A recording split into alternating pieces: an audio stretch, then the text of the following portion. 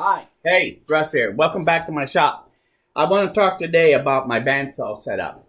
I have this cart that I bought a long time ago. It's an all metal, mostly tubular, and angle iron. It used to be, what it's called is a skate wheel conveyor mobile stand. And it had the telescoping bars on each end that you could raise and lower. And so originally I used this cart with a tabletop that I made for it, and I used it as an assembly table, and it was adjustable, and that worked okay. But I finally decided that I really didn't need that adjustable table, even though it was a good idea. It really didn't fit into the scheme of what I do, and I decided I don't want to use. I needed the footprint in the shop. It was too crowded in here. So my one workbench is more than enough, and I decided that that was just a place to throw things. So I got rid of the bench part, and I moved my bandsaw and my planer on the cart. The cart is about 27 inches by 4 feet.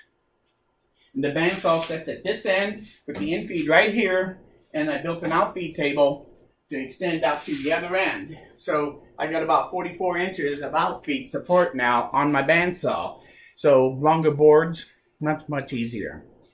As far as my planer, it sets 90 degrees to the input of my bandsaw. So the direction of the wood here, this is the infeed, and it feeds through this way. This feeds higher up and feeds this way, so they don't interfere with each other.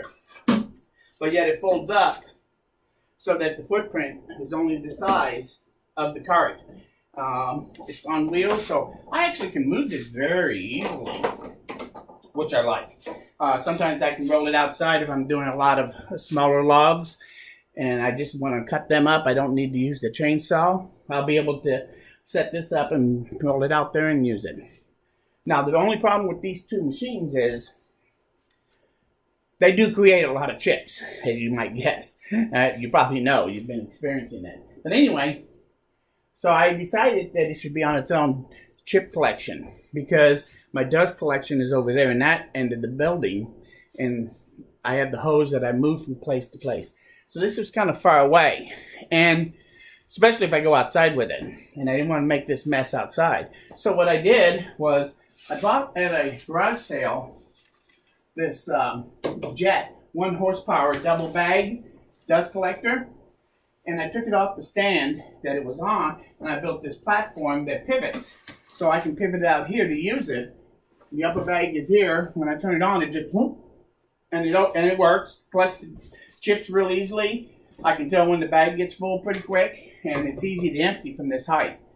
So when not in use, I just swing it in, and at this point, it's not in the way, and my footprint is still the size of the cart that way.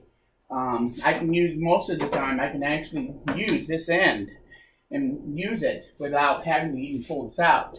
And as far as the hose, I just move it from one to the other. It's done on the other side. So it's pretty self-contained. With the dust collection and everything, it makes it nice. I extended the table with another 6 or 7 inches from the blade so as to give me a little bit more support for wider boards.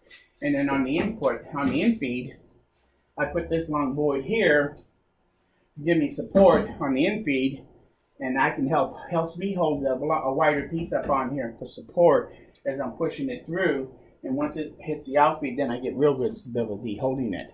So this is all I really need on the input side as far as any kind of table surface.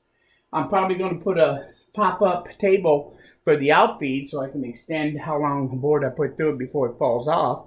And I think I need about 6 or 8 inches longer on this one so I can put a full 8-footer through here to get full support. I can't, a little over 7 feet is about how long I can go right now. So I do want to do that eventually, and I have to make a new fence for it.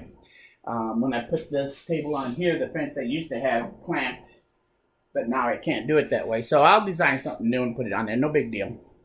So, and that's the way it all works. I really like it.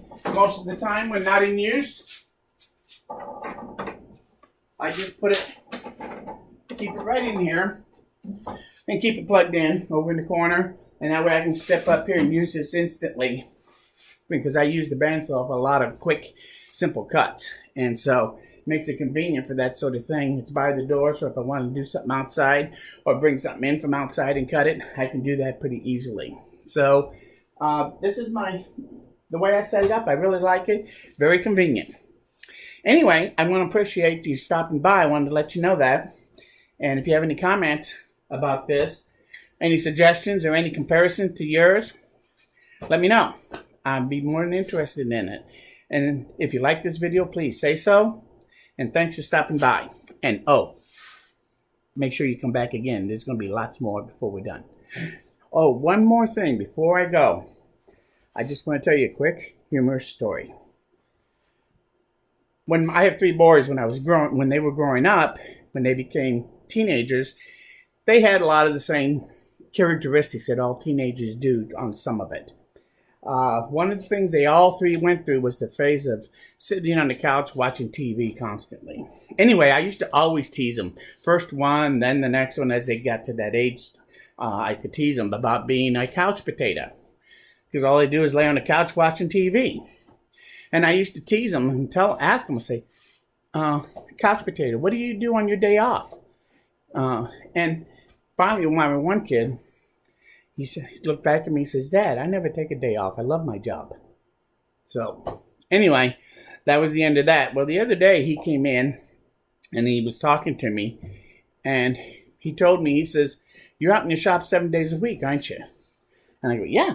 I enjoy being on. He says, well, I guess that makes you a workshop potato, doesn't it? I guess so. So anyway, this workshop potato says thanks, and we'll see you again very soon. Bye.